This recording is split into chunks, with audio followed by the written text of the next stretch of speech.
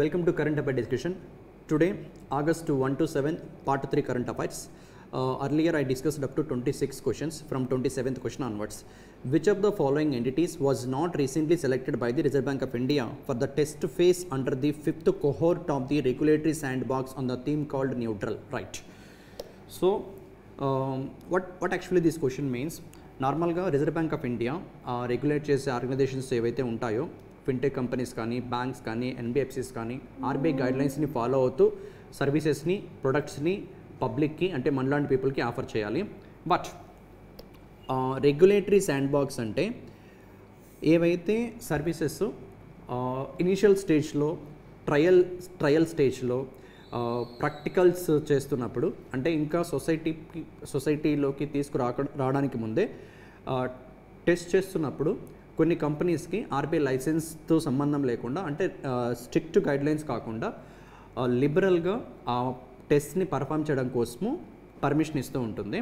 Okay, and దాన్నే యాక్చువల్గా regulatory sandbox అంటారు.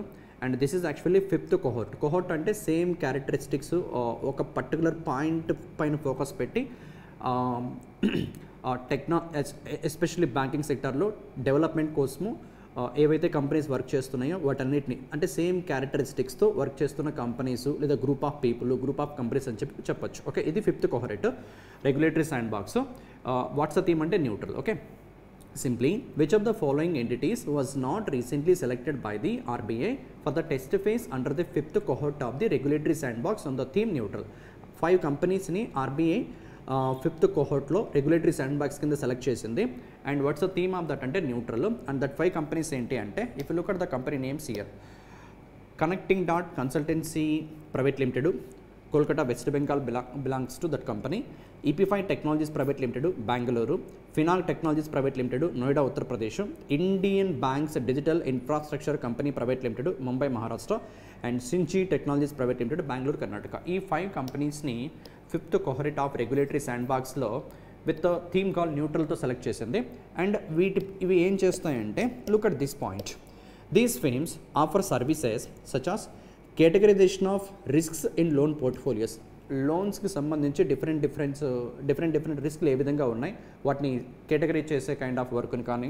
Next thing, digital opening of accounts for NRIs through video KYC. Even non resident Indians కూడా video KYC ద్వారా accounts open చేసే kind of initiative. Next ఎంఎస్ఎంఈస్కి financing provide చేయడం. Next unassisted video KYC among others. అంటే ఇలా ఇవి trial బేసిస్లో ఉన్న థింగ్స్, ఇంకా సొసైటీలోకి తీసుకురాలేదు, వీటిని టెస్ట్ చేస్తున్నారు. ఇవి సక్సెస్ఫుల్ అయితే మేబీ ఫ్యూచర్లో ఇలాంటి థింగ్స్ కూడా బ్యాంక్స్ వాళ్ళ సర్వీసెస్లో భాగంగా ప్రొవైడ్ చేస్తాయి. ఓకే, సో వీటిని 5th కోహోర్ట్ రెగ్యులేటరీ శాండ్ బాక్స్లో టెస్ట్ చేయడానికి 5 కంపెనీస్కి ఆర్బీఐ పర్మిషన్ ఇచ్చింది. ఆ 5 కంపెనీస్ ఏంటి అంటే ఆల్రెడీ చూసాం కదా. అండ్ ఆప్షన్స్ చూస్తే ఒకసారి కనెక్టింగ్ డాట్ అది ఉంది, ఈపీఫై టెక్నాలజీస్ ఉంది, ఫినాల్ టెక్నాలజీస్ ఉంది, and 5th one Synjy technologies ఉంది. ఇక్కడ లేనిది ఏదైనా అడిగాం కాబట్టి that is Technify solutions private limited. But rather than that ఈ 5 కంపెనీస్ నేమ్స్ గుర్తుపెట్టుకోవాలి.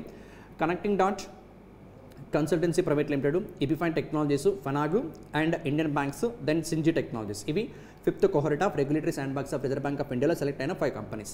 Connecting dot, Epifi, ఫినాగు, Indian banks digital infrastructure, then Synjy technologies private limited. That's all about 27th question. అంటే నెక్స్ట్ క్వశ్చన్ నెంబర్ 28.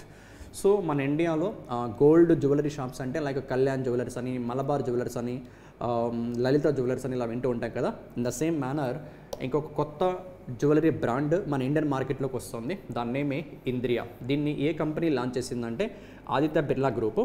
అండ్ యాక్చువల్గా కంపెనీ నేము ఇది ఆదిత్య బిర్లా గ్రూప్కి సంబంధించిన company, that is novel jewels limited. Okay, and ఇంకొక important point, if you look at the 20th question one more time, which group has recently launched 5,000 crore jewelry brand named Indriya? Okay, that's the name of brand Indriya. Company name Novel Jewels Limited. And A group ante Aditya Birla Group. Next thing, just one extra information here. Mana Indian GDP lo, Indian gross domestic product lo, మన Indian GDP almost 300 trillions. దీనికన్నా ఎక్కువే, I taken a round figure.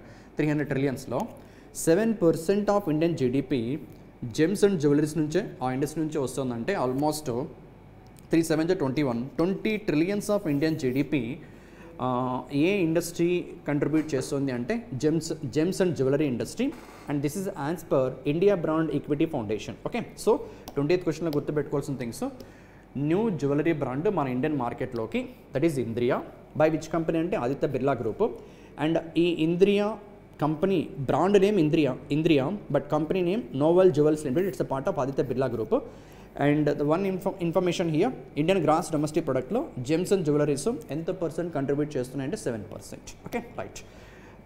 This guy Aditya Birla group personality, that guy, and their brand Indriya. Next move to question number 29th. So every year 18th of July, okay, 18th of July, Nelson Mandela 106th, యాక్చువల్గా Nelson Mandela birth anniversary 18th July. This year 106th birth anniversary. ఈ birth anniversary సందర్భంగా this praise, Gandhi Mandela అవార్డ్ని మన government present చేస్తుంది. Gandhi Mandela award ఎందుకు ఇస్తారంటే, if you look at here, according to the Gandhi Mandela foundation, this Gandhi Mandela foundation, Gandhi Mandela Award is awarded to the individuals who promotes the values of Mahatma Gandhi and Nelson Mandela, which includes community service, social development and promotion of peace and harmony. So Mahatma Gandhi కానీ Nelson Mandela కానీ వాళ్ళ life అంతా కూడా పీస్ని promote చేయడం కోసం fight చేశారని చెప్పి మనం చదువుకుంటాం టెక్స్ట్ బుక్స్లో.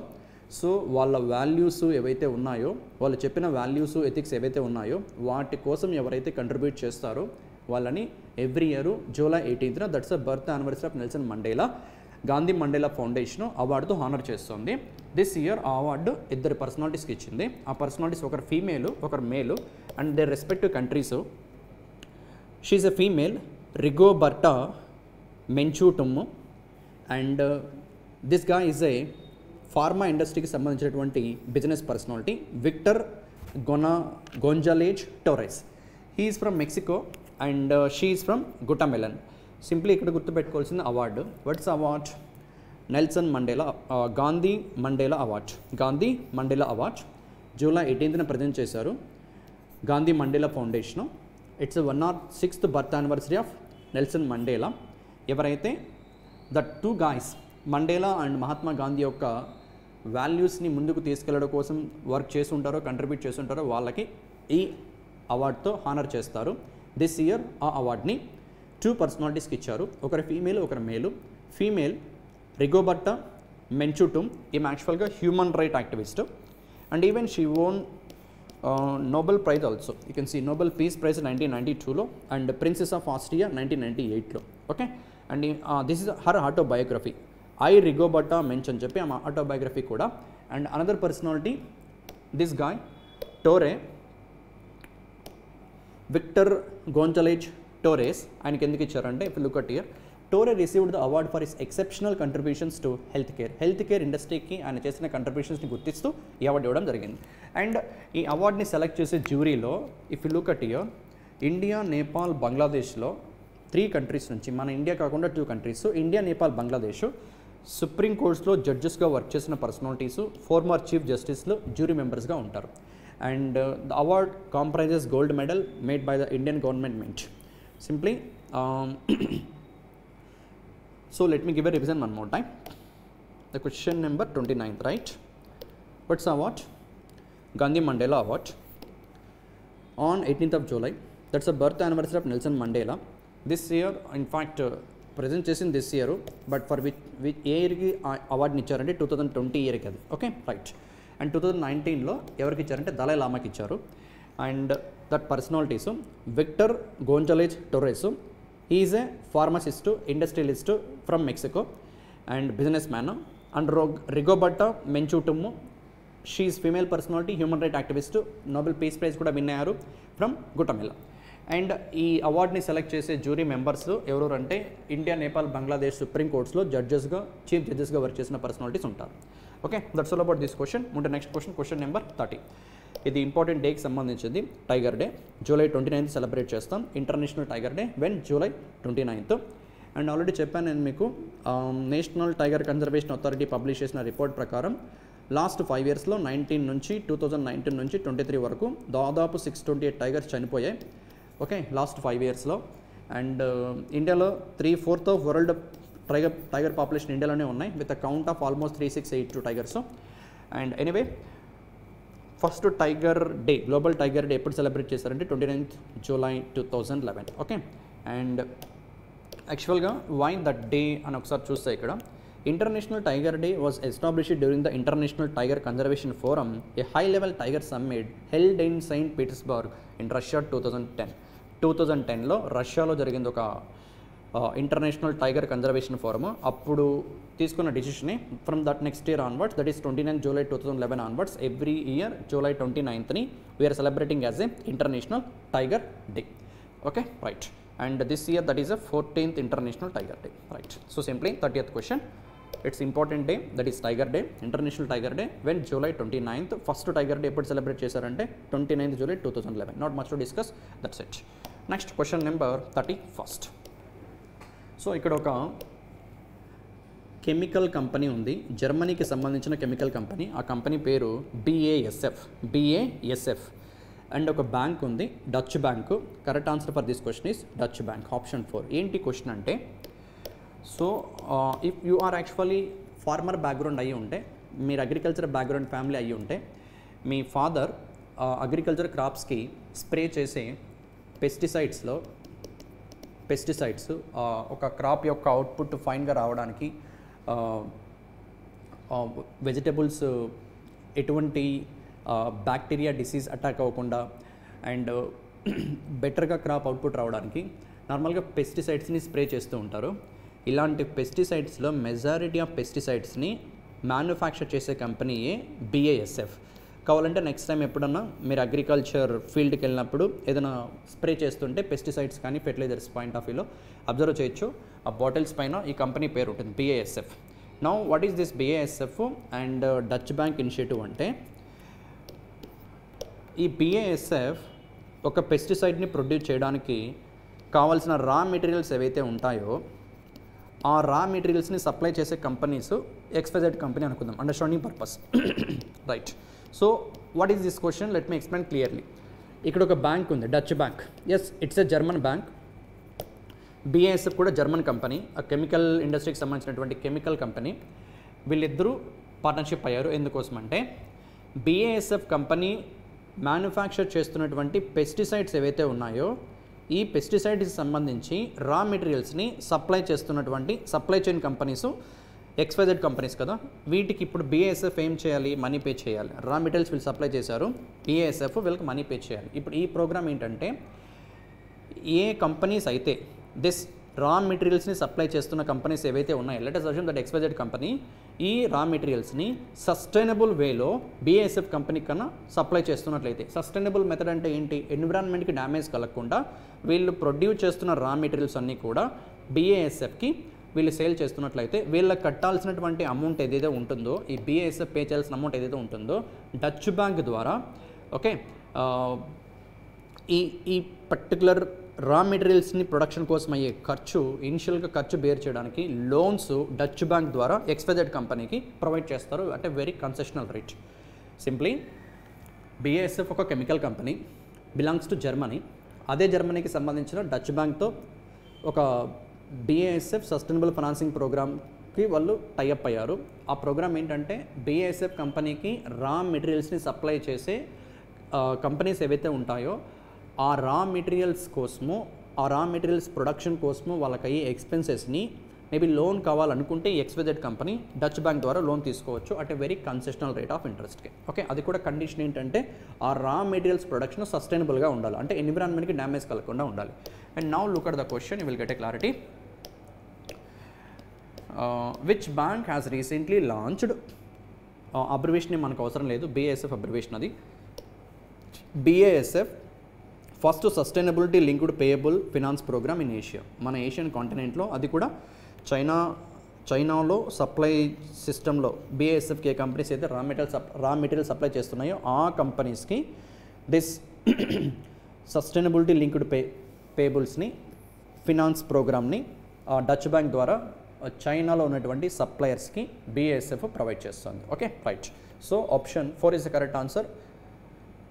కెమికల్ కంపెనీ BASF, బ్యాంక్ కూడా డచ్ బ్యాంక్, జర్మనీ నుంచే, రెండు జర్మనీ కంపెనీసే. That's a thing you should remember. Next move to question number 32. Right, 32 ఏంటంటే, ఇండియాలో ఫస్ట్ టైం ఇండియాలో ఒక స్టేటు గవర్నమెంట్ ఆఫ్ ఇండియా నార్మల్గా every year minimum support price అని చెప్పి ఒక 23 క్రాప్స్కి మినిమం సపోర్ట్ ప్రైస్ని ఫిక్స్ చేస్తుంది. ఆ సపోర్ట్ ప్రైస్తో ఆల్ క్రాప్స్ని పర్చేజ్ చేసిన ఫస్ట్ స్టేట్ ఇండియాలో ఏది అంటే హర్యానా. ఈ క్వశ్చన్ ఎందుకు ఇచ్చానంటే, ఒకటి కరెంట్ అఫైర్ థింగ్ ఇంపార్టెంటే, అండ్ మినిమం సపోర్ట్ ప్రైస్లో ఎన్ని క్రాప్స్ ఉన్నాయి ఆ పాయింట్ కూడా కన్వే చేయడం కోసం ఇచ్చా. ఎంఎస్పీ అంటే minimum support price, how many crops, 23 crops ఉన్నాయి. ఆల్ 23 క్రాప్స్ని మినిమం సపోర్ట్ ప్రైస్కే పర్చేజ్ చేసినటువంటి స్టేట్ ఏది అంటే Haryana. Option 2 is the correct answer. Not much to discuss here. Which state has recently become the first state in India to purchase all 23 crops at the minimum support price, and that is Haryana. How many minimum support price crops ఉన్నాయంటే 23rd. First time ఒక state government అన్ని క్రాప్స్ని central government propose చేసినటువంటి రేట్స్కే purchase చేసిన state ఏది అంటే Haryana. Right. Next 33rd question. Which Indian state residents were exempted from paying income tax? So very strange question this one. ఇండియాలో యాక్చువల్గా ఉన్న స్టేట్స్ 28 అండ్ 8 యూటీస్ ఉన్నాయి. ఒక స్టేట్ పీపుల్ అసలు ఇన్కమ్ ట్యాక్స్ పే చేయరు. వాళ్ళు ఎంత అర్న్ చేసినా ట్యాక్స్ పే చేయాల్సిన పని లేదు. ఆ స్టేట్ ఏది అంటే సిక్కిం. యాక్చువల్గా సిక్కిం 1975 ఇండియాలో మర్జ్ చేశారు as a 22nd state of our nation. Okay, right. So Sikkim మన ఇండియాలో పార్ట్ అవ్వడానికి ముందే ఆ సిక్కిం పీపుల్ ఎవరైతే ఉన్నారో వాళ్ళు ట్యాక్స్ కట్టకుండా ఆ బెనిఫిట్ని ఎంజాయ్ చేస్తున్నారు. అదే కండిషన్తో సిక్కింని ఇండియాలో మర్జ్ చేశారు. యాక్చువల్గా సిక్కింలో ఉన్న సిక్కిం డొమిసైల్ పర్సనాలిటీస్ ఎవరైతే ఉంటారో, సిక్కిం స్టేట్ పీపుల్ ఎవరైతే ఉంటారో వాళ్ళు గవర్నమెంట్ ఆఫ్ ఇండియాకి ఇన్కమ్ ట్యాక్స్ పే చేయాల్సిన పని లేదు. వాళ్ళు ఎంత అర్న్ చేసినా సరే, అది 10 lakhs అయినా, 10 crores అయినా, 100 crores అయినా, they no need to pay even single paisa as a tax to the government of India as per article number 371F of the Indian constitution. Okay, right. ఈ ఇన్కమ్ ట్యాక్స్ యాక్ట్ సెక్షన్స్ గుర్తుపెట్టుకోవాల్సిన పని లేదు, but at least you should remember article ప్రకారం Sikkim state people government of ఇండియాకి tax కట్టాల్సిన పని లేదు అంటే 371F of Indian constitution. Okay, right. Next thing, question number 34th. ఇది బుక్స్ అండ్ ఆథర్స్ కేటగిరీకి సంబంధించింది. Book name India at the rate of 100 envisioning tomorrow's economic power house. India at the rate of 100 envisioning tomorrow's economic, ఇది book name. దీన్ని launch చేసింది మన union minister Piyush Goyal, commerce and industry minister. And ఈ book రాసిన personality ఎవరంటే ఐఎంఎఫ్లో, international monetary ఫండ్లో executive డైరెక్టర్గా వర్క్ చేస్తున్న పర్సనాలిటీ, మన ఇండియా నుంచి ఐఎంఎఫ్లో ఈడీగా వర్క్ చేస్తున్న పర్సనాలిటీ కేవి సుబ్రహ్మణ్యన్. అండ్ ఈ బుక్లో ఆయన హైలైట్ చేసి మాట్లాడింది ఏంటంటే 2047 కల్లా ఇండియా $55 trillion ఎకానమీ రీచ్ అవుతుందని చెప్పి ప్రెడిక్ట్ చేస్తున్నారు. ప్రెజెంట్ అయితే మనం హార్డ్లీ $4 trillion మాత్రమే. అండ్ 2047 అంటే ఇంకా స్టిల్ 2024లో ఉన్నాం. 47 అంటే ఇంకా 23 years ఉంది. 23 yearsలో they will become like as per his estimation maybe 12-13 times Indian economy అవుతుందని చెప్పి ప్రెడిక్ట్ చేస్తున్నారు. అలా అవ్వాలంటే this much compounded annual growth rate achieve చేయాలి. CAGR abbreviation important, compounded annual growth rate. Right. So anyway, books and authors category, what's ఆ book name? India at the rate of 100 envisioning tomorrow's economic power house, and written by India నుంచి ఉన్న ఒక economist, international monetary ఫండ్లో work చేస్తున్నారు as executive డైరెక్టర్గా personality K V Subramanian. Release చేసింది this Piyush Goyal, minister of commerce and industry. Okay, right. That's all about 34th one. Next move 35th question. ఇది past away incident. ఒక famous personality చనిపోయారు. Padma awardee, classical dancer. Remember the personality, classical dancer, Indian classical dancer. Padma awardee, ఆమె పేరు Yamini Krishnamurthy, Mungara Yamini Krishnamurthy. She received actually, look at year, 1968లో పద్మశ్రీ, పద్మభూషణ్, పద్మవిభూషణ్. యాక్చువల్గా highest civilian honour Bharat Ratna, and second, third, fourth highest honours Padma Vibhushan, Padma Bhushan, Padma Shri. ఈమె all 3 except Bharat Ratna 3 కూడా win అయ్యారు. And ఎక్కడ she actually belongs to Madanapalle, Chittoor district, Andhra Pradesh. 1940లో పుట్టారు అండ్ 1960కే ఢిల్లీకి షిఫ్ట్ అయిపోయారు. సో ఢిల్లీలో నుంచి చనిపోయారు ఆమె. Anyway, she is the personality. Mungara Yamini Krishnamurthy is a distinguished Indian classical dancer and a doyen of these all 3 classical dances nam perform చేస్తారు. Bharatanatyam, Kuchipudi and Odissi. And yes, her autobiography also, A Passion for Dance, in 1995లో release చేశారు. Okay, it's a passed away incident. What's the name of personality? Yamini Krishnamurthy. She is from Andhra Pradesh and she is a classical dancer. That's the thing you should remember, right? Next question, question number 36th one. 36th question. ఇండియాలోనే first time ఒక state ఒక general insurance కంపెనీతో DRTPS, that is disaster risk transfer parametric insurance solution అని చెప్పి DRTPS ఈ agreement కుదుర్చుకుంది, ఈ MOU కుదుర్చుకుంది. వాట్ ఈస్ దిస్ ఎంఓయూ అంటే, ఆ స్టేట్లో కనుక డిజాస్టర్స్ వస్తే స్టేట్ గవర్నమెంట్ యొక్క ఇన్ఫ్రాస్ట్రక్చర్కి అండ్ ఆ స్టేట్లో ఉన్న పీపుల్కి దిస్ జనరల్ ఇన్సూరెన్స్ కంపెనీ కాంపెన్సేషన్ని, ఇన్సూరెన్స్ని ప్రొవైడ్ చేస్తుంది. ఇలా ఇండియాలో ఫస్ట్ టైం ఒక స్టేటు డిజాస్టర్స్కి సంబంధించి స్టేట్ గవర్నమెంట్ యొక్క ఇన్ఫ్రాస్ట్రక్చర్కి అండ్ ఎంటైర్ స్టేట్ పీపుల్కి ఇన్సూరెన్స్ని తీసుకోవడం. అండ్ ఏ స్టేట్ అంటే నాగాలాండ్ స్టేట్. అండ్ ఆ ఇన్సూరెన్స్ కోసం, పాలసీ కోసం కట్టాల్సిన ప్రీమియమ్స్ అన్నీ కూడా ప్రజల తరపున, ఆ స్టేట్ పీపుల్ తరపున స్టేట్ గవర్నమెంటే పే చేస్తుంది. That is Nagaland. Which state has recently become the first state in India to implement a disaster risk transfer parametric solution insurance solution by signing MOU with the state bank of India general insurance company అంటే that is with Nagaland. Okay, right. And this insurance is valid for 3 years. అంటే ఈ 3 yearsలో 24 నుంచి 27 వరకు ఏ problem, ఏదైనా disaster వచ్చి ఆ state government యొక్క ఇన్ఫ్రాస్ట్రక్చర్కి కానీ ఆ స్టేట్లో పీపుల్ కానీ ఏదైనా లాస్ వస్తే ఆ లాస్ మొత్తాన్ని కాంపెన్సేషన్ రూపంలో, ఇన్సూరెన్స్ రూపంలో కాంపెన్సేషన్గా SBI general insurance company provide చేస్తుంది. అండ్ దిస్ డిఆర్టీపీఎస్ ఎంఓయూ కుదుర్చుకున్న first state with SBI general insurance company ఇండియాలో Nagaland, right? That's all about 36th one. Next question, question number 37, right? 37th question. Which types of cooperative banks are covered under the RBI revised instructions on bad and doubtful debt reserve to ensure uniformity? Okay, right. నార్మల్గా banks అన్నీ కూడా ఏవైతే వాళ్ళు loans lend చేస్తారో ఆ loans standard assets, non performing assets అని classify చేస్తారు. Non performing అసెట్స్లో sub standard asset, doubtful asset, loss asset, ఇలా 3 types ఉంటాయి. సో అసెట్ ఏ కేటగిరీలో ఉంది అనే దాన్ని బేస్ చేసుకొని బ్యాంక్స్ ప్రొవిజన్ని మెయింటైన్ చేయాలి. ప్రొవిజన్ కవరేజ్ రేషియో అంటాం, ప్రొవిజన్ని మెయింటైన్ చేయాలి. నా ఈ ప్రొవిజన్కి సంబంధించి న్యూ గైడ్లైన్స్ని అర్బన్ కోఆపరేటివ్ బ్యాంక్స్కి ఆర్బీఐ ఇష్యూ చేసింది. యాక్చువల్గా కోఆపరేటివ్ బ్యాంక్స్, ఆ కోఆపరేటివ్ బ్యాంక్స్లో ఏవేవి కవర్ అవుతాయంటే అర్బన్ కోఆపరేటివ్ బ్యాంక్స్ ఇంక్లూడ్ అయ్యాయి, స్టేట్ కోఆపరేటివ్ బ్యాంక్స్ ఇంక్లూడ్ అయ్యాయి, సెంట్రల్ కోఆపరేటివ్ బ్యాంక్స్ కూడా ఇంక్లూడ్ అయ్యాయి. Okay, right. ఈ 3 యాక్చువల్గా ఇంకోటి ఉంది ప్రైమరీ అగ్రికల్చరల్ క్రెడిట్ సొసైటీస్, వీటికి ఇంక్లూడ్ అవ్వలేదు. ఆర్బీఐ ఇస్తున్న న్యూ గైడ్లైన్స్. ఆ న్యూ గైడ్లైన్స్ ఏంటి అంటే, look at here. The appropriation should be made directly from the profit and loss account or general reserves to make provisions for NPAs by 31st March 2025. అంటే cooperative banks, ఏ cooperative banks అంటే ఈ 3 cooperative banks. What are the? Urban cooperative banks, state cooperative banks, central cooperative banks. ఈ 3 వాళ్ళు lend చేసిన లోన్స్కి అగెనిస్ట్గా, ఎన్పిఎస్కి అగెనిస్ట్గా ప్రొవిజన్ ఎలా మెయింటైన్ చేయాలంటే either from there profit and loss account నుంచి ఆర్ జనరల్ రిజర్వ్స్ నుంచి మెయింటైన్ చేయాలి by next year 31st March కల్లా. Okay, right. So if you look at the question, which types of cooperative banks are covered under the Reserve bank of India's revised instructions on BDDR stands for bad and doubtful debt reserve.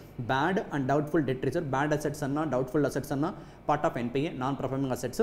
వాటికి అగెనెస్ట్గా maintain చేయాల్సినటువంటి reserve ఏవైతే ఉంటుందో, provision coverage ratio ఏదైతే ఉంటుందో దాన్ని ఎలా maintain చేయాలని చెప్పి ఆర్బీఐ న్యూ ఇన్స్ట్రక్షన్స్ ఇష్యూ చేసింది. ఏ బ్యాంక్స్ కంటే అర్బన్ కోఆపరేటివ్ బ్యాంక్స్కి, స్టేట్ కోఆపరేటివ్ బ్యాంక్స్కి, సెంట్రల్ కోఆపరేటివ్ బ్యాంక్స్కి ఎలా మెయింటైన్ చేయాలంటే as per this statement, that is their profit and loss account నుంచి లేదా జనరల్ రిజర్వ్స్ నుంచి వాళ్ళు మెయింటైన్ చేయాల్సి ఉంటుంది వాళ్ళ ప్రొవిజన్ని from next year 31st March తర్వాత. Okay, right. That's all about 37th question. ఉంటే next question, question number 38.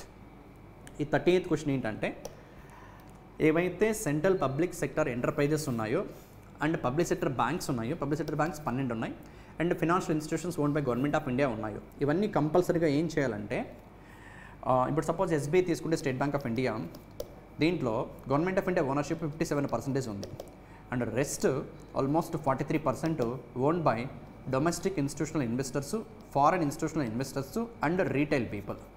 Okay, now so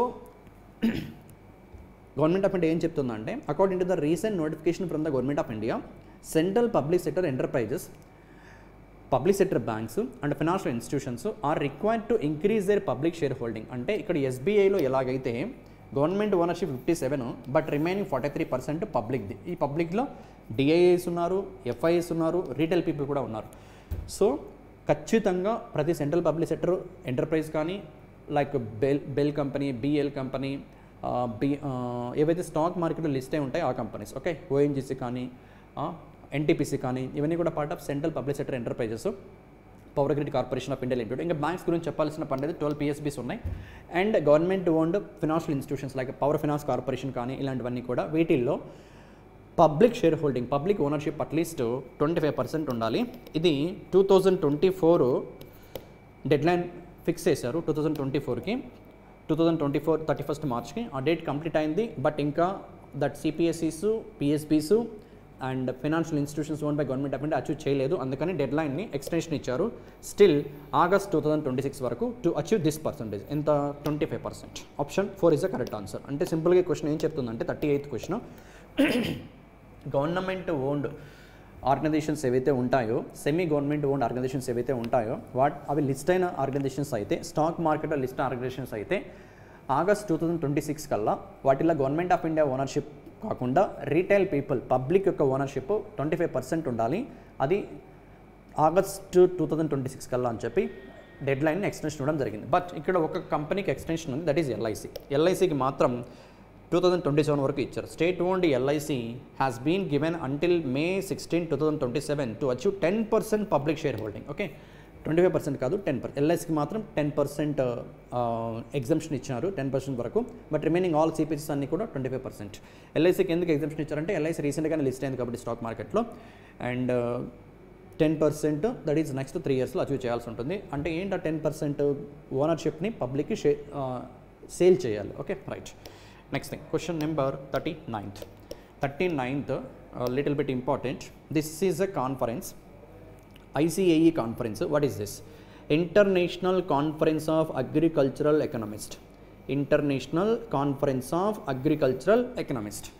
ఈ కాన్ఫరెన్స్ మన ఇండియా అగ్రికల్చర్ సెక్టార్లో ఏం గ్రోత్ అచీవ్ చేసింది అండ్ ఫ్యూచర్ ప్లాన్స్ ఏంటి, ఇలా మనతో పాటు దాదాపు మల్టీనేషనల్స్ నుంచి అగ్రికల్చర్ సైంటిస్టులు దీంట్లో పార్టిసిపేట్ చేస్తున్నారు ఈ కాన్ఫరెన్స్లో. ఇది మన ఇండియా 1958లో హోస్ట్ చేసింది ఫస్ట్ టైము, అండ్ మళ్ళీ ఇప్పుడే హోస్ట్ చేస్తుంది. అంటే సెకండ్ ఓవరాల్గా మన ఇండియా హోస్ట్ చేస్తుంది సెకండ్, బట్ ఓవరాల్గా 32nd conference. Look at here. Narendra Modi, prime minister of India, inaugurated the 32nd international conference of agricultural economist at the national agriculture science centre. It's in Delhi. And actually ఇది 3 yearsకి ఒకసారి జరుగుతుంది. Okay, ట్రైఎన్నియల్ conference means 3 yearsకి ఒకసారి జరిగే conference. 65 years తర్వాత మళ్ళీ ఇండియాలో ఫస్ట్ టైం జరుగుతుంది. అంటే ఓవరాల్గా సెకండ్, 65 years తర్వాత మళ్ళీ జరుగుతుంది.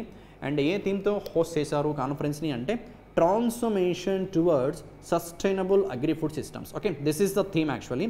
Transformation towards what? Sustainable agri food systems. Transformation towards sustainable agri food systems. And that's all about that question. 39th ఈ కాన్ఫరెన్స్లో భాగంగా డిఫరెంట్ కంట్రీస్ నుంచి అగ్రికల్చర్ ఎకనామిస్టులు పార్టిసిపేట్ చేసి వాళ్ళ కంట్రీస్లో వాళ్ళు అచీవ్ చేసిన థింగ్స్ కానీ మన ఇండియా అచీవ్ చేసిన థింగ్స్ కానీ మ్యూచువల్గా షేర్ చేసుకొని మ్యూచువల్గా బెనిఫిట్ పొందే ఆబ్జెక్టివ్తో ఈ కాన్ఫరెన్స్ జరుగుతుంది. 1958లో మన ఇండియా ఫస్ట్ టైం హోస్ట్ చేసింది, మైసూర్లో జరిగింది. అప్పుడు ఇది సెకండ్ ఎడిషన్ మన ఇండియా హోస్ట్ చేస్తుంది. బట్ ఓవరాల్గా 32nd ఎడిషన్ ట్రైఎన్నియల్ కాన్ఫరెన్స్ 3 ఏళ్ళకి ఒకసారి జరుగుతుంది, 3 yearsకి ఒకసారి జరుగుతుంది. And what is that conference అంటే international conference of agricultural economist. ఎవరు ఇనాగరేట్ చేస్తారంటే నరేంద్ర మోడీ. ఏ లొకేషన్లో అంటే ఢిల్లీలో. Okay, that's all about 39th one. Okay, move to question number 40th one. 40th question simply మన ఇండియన్ గవర్నమెంట్ రీసెంట్గా ఒక కంట్రీతో MOU కుదుర్చుకుంది with respect to cooperation to enhance cooperation in sports field. Sports సెక్టార్లో యాక్చువల్గా కంట్రీ పాపులేషన్ హార్డ్లీ 5 lakhs కూడా లేరు, very small country. Sports ఫీల్డ్లో ఆ కంట్రీ వాళ్ళు మనకు కోఆపరేషన్, మనం వాళ్ళకు కోఆపరేషన్ ఇచ్చే విధంగా స్పోర్ట్స్ ఫీల్డ్లో కోఆపరేషన్ కోసము MOU కుదుర్చుకున్నాం మనము. ఏ కంట్రీతో అంటే Saint Kitts Nevis. Okay, option 4 is the correct answer. దాని క్యాపిటల్ కూడా మీరు చూడొచ్చు, Saint Kitts navies.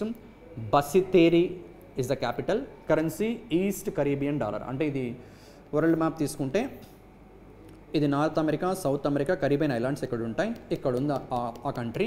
What is that country? Saint Kitts and Nevis. Saint Kitts and Nevis. Their capital Basseterre and their currency Eastern Caribbean dollar. Okay, so look at here. The union minister Mansukh Mandaviya, ministry of youth affairs and sports of the government of India has signed MOU during the understanding with the Denzil Llewellyn Douglas, Minister of Foreign Affairs of Saint Kitts and Nevis in New Delhi to enhance cooperation in various sports matters. So వాళ్ళ country యొక్క foreign affairs minister రీసెంట్గా ఇండియాని visit చేశారు. ఆయన పేరు Douglas. And ఆ country Saint Kitts and Nevis. ఆ కంట్రీతో మనం స్పోర్ట్స్ ఫీల్డ్లో కోఆపరేషన్ కోసం MOU కుదుర్చుకున్నాం.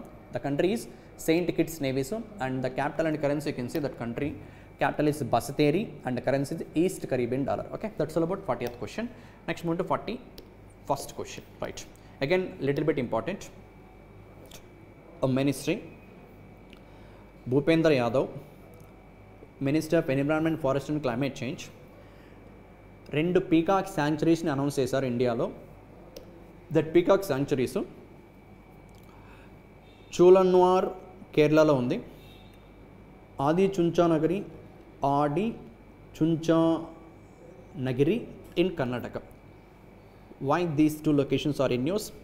These two are a new peacock sanctuaries. Okay, peacock మన నేషనల్ బర్డ్ 1963లో అనౌన్స్ చేశారు. అండ్ పీకాక్ని వైల్డ్ లైఫ్ ప్రొటెక్షన్ యాక్ట్ కింద కూడా ప్రొటెక్ట్ చేయడం జరుగుతుంది. ఎవరైనా పీకాక్ని చంపినా ఓకే వెరీ సివియర్ యాక్షన్స్ ఉంటాయి as per this particular act, wildlife protection act. ఇది మనకి నేషనల్ బర్డ్ సిన్స్ 1963. ఈ question simply ministry of environment, forest and climate change మన ఇండియాలో 2 పీకాక్ శాంక్చురీస్ని అనౌన్స్ చేయడం జరిగింది. ఆ 2 పీకాక్ శాంక్చురీస్ ఎక్కడ ఉన్నాయంటే ఒకటి కేరళ, ఇంకోటి కర్ణాటక. కేరళలో చూలన్వారు, వరస్ కర్ణాటకలో Adichunchanagiri. Okay, Adichunchanagiri and Chulannur in Kerala. Kerala కర్ణాటకలో Chulannur Kerala, Adichunchanagiri Karnataka, 2 peacock sanctuaries. And peacock is our national bird since 1963 and it will be protected under Wildlife Protection Act 1972 also. Okay, that's all about that 41st question. Next 42nd question. Securities and Exchange Board of India directed which of the following to value their investment in additional Tier 1 bonds issued by banks on a yield to call basis, YTC basis. Okay, right. Actually the correct answer for this thing is mutual funds. ఏంటి question I will explain clearly. Okay, రీసెంట్గా SEBI ఏం చెప్పిందంటే, security section board of India ఏం చెప్పిందంటే ఎవరికి? Mutual ఫండ్స్కి. Okay, so let me take a practical example also. ఒక mutual ఫండే తీసుకుందాం. The mutual fund is like a HDFC mutual fund. HDFC mutual fund ఒక మ్యూచువల్ ఫండ్. నా HDFC అంటే మళ్ళీ బ్యాంక్ అని కన్ఫ్యూజ్ అవుతారేమో. HDFC బ్యాంక్ వేరు, HDFC మ్యూచువల్ ఫండ్ వేరు. Okay, right. ఒక బ్యాంక్ కూడా తీసుకుందాం understanding purpose. Let us assume SBI, state bank of India. ఇది బ్యాంకు కాదు, ఇది AMC company, asset management company, HDFC mutual fund company. Right. నార్మల్గా బ్యాంక్స్ ఏం చేస్తాయంటే యాక్చువల్గా bank capital Tier 1 plus Tier 2 combination ఉంటుంది. Tier 1 plus Tier 2. ఈ Tier 1లో ఒకటే యాక్చువల్గా Tier 1లో common equity Tier 1 capital and additional Tier 1 capital ఉంటుంది. ఈ అడిషనల్ Tier 1 క్యాపిటల్ ఏంటంటే బాండ్స్ని ఇష్యూ చేసి క్యాపిటల్ని రైజ్ చేస్తాయి ఈ banks. It's a their core capital. So it's a part of core capital. 81 bonds అంటే పర్పెచువల్ బాండ్స్. పర్పెచువల్ అంటే meaning ఏంటంటే no maturity. ఈ బాండ్స్కి మెచ్యూరిటీ ఉండదు. But these bonds have a future called call option ఫ్యూచర్తో issue చేస్తారు. Call option future. What is this call option? I will explain. నా practical example గురించి మాట్లాడుతున్నాం కదా. 2024లో స్టేట్ బ్యాంక్ ఆఫ్ ఇండియా 81 బాండ్స్ని ఇష్యూ చేసింది అనుకుందాం. For a value of around ఒక 2000 crores ఒక బాండ్.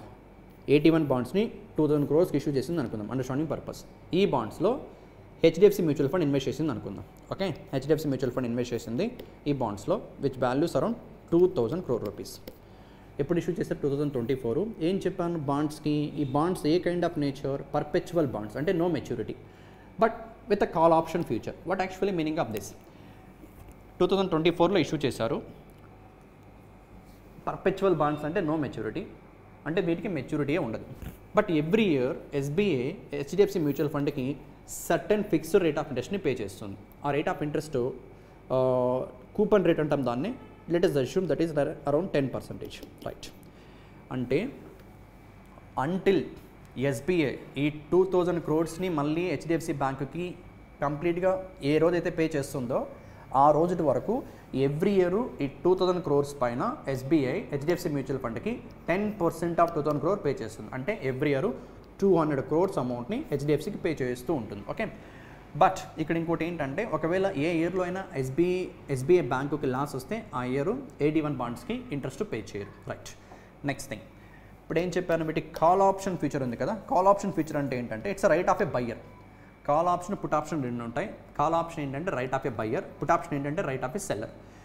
ఒకవేళ బయ్యర్ కనుక బై చేయాలనుకుంటే బాండ్ ఎవరి దగ్గర అయితే ఉందో వాళ్ళు ఖచ్చితంగా సేల్ చేయాలి. ఓకే, ఇక్కడ ఇష్యూ చేసినటువంటి అథారిటీ ఎవరు? State bank of India. ఎప్పుడు ఇష్యూ చేశారు? 2024లో. లెట్ us assume ఈ బాండ్ని మళ్ళీ SBI, state bank of India 2040లో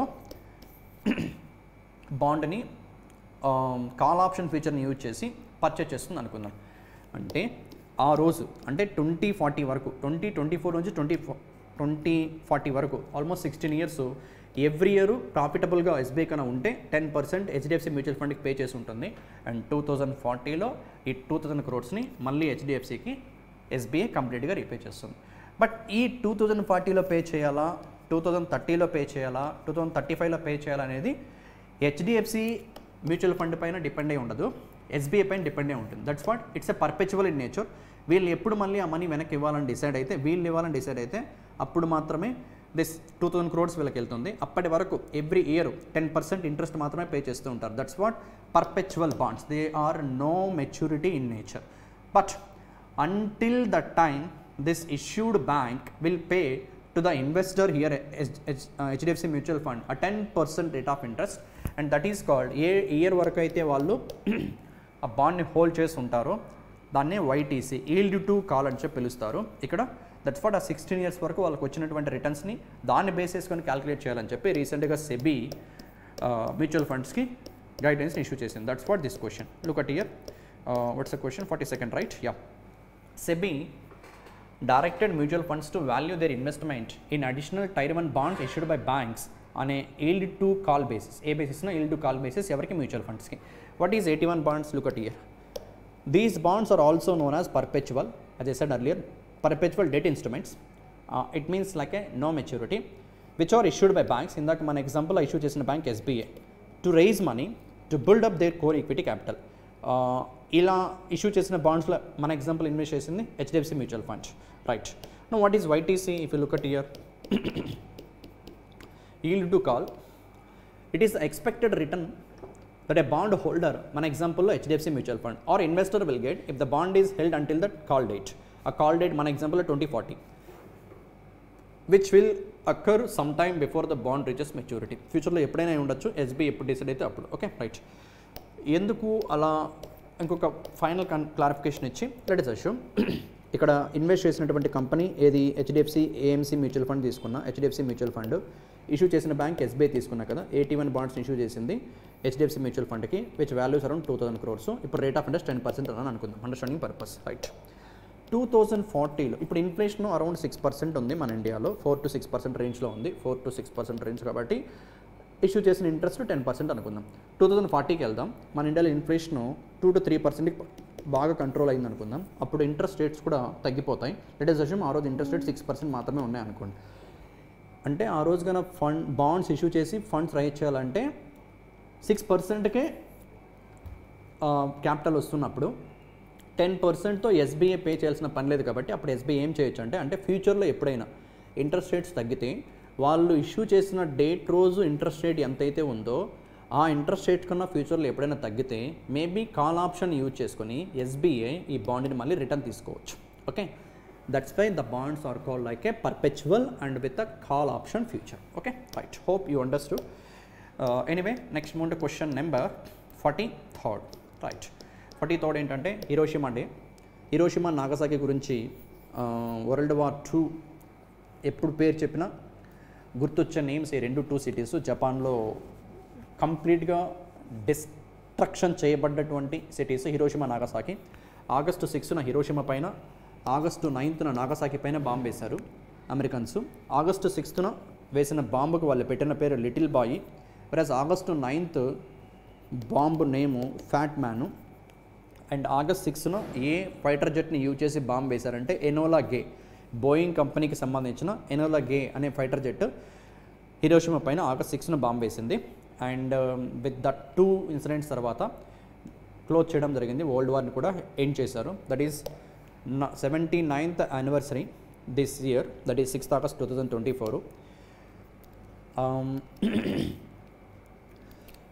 Yeah, fine. Simply you can remember like this.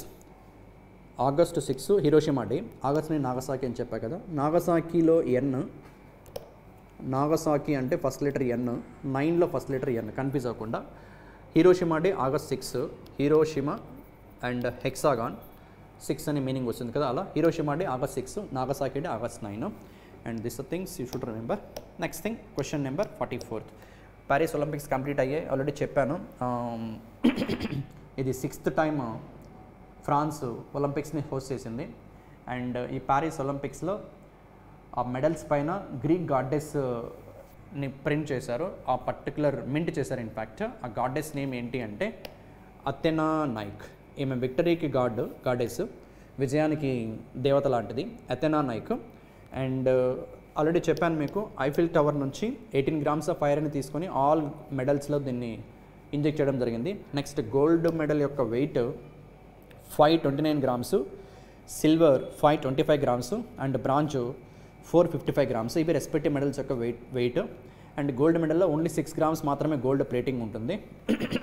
And remaining ఏ అల్లాయిస్తో ఈ మెడల్స్ అన్నీ చేశారంటే కాపరు, టిన్ను, జింక్ను బేస్ చేసుకొని. అండ్ మెడల్స్ యొక్క డయామీటర్ ఇది 8.5 centimeters or else 85 millimeters. And 0.92 centimeters are 9.2 millimeters thickness ఉంటుంది. Okay, right. That's all about 44th. Not much to discuss there again. And 45th, that's task for you people. Already last క్లాస్లో 9 state గవర్నమెంట్స్కి governors appointed అని చెప్పాను కదా. So governor of Jharkhand, you need to answer yourself. Okay, who is the current governor of Jharkhand? That's all about August 1 to 7 Part 3 current affairs. And already చెప్పినట్టే August 16, 8 to 16 కూడా complete అయ్యింది. So mains exam complete అయ్యేంత వరకు YouTube classes మళ్ళీ ఉండవు. So all the best for your preparation. Thank you. Take care everybody. Right.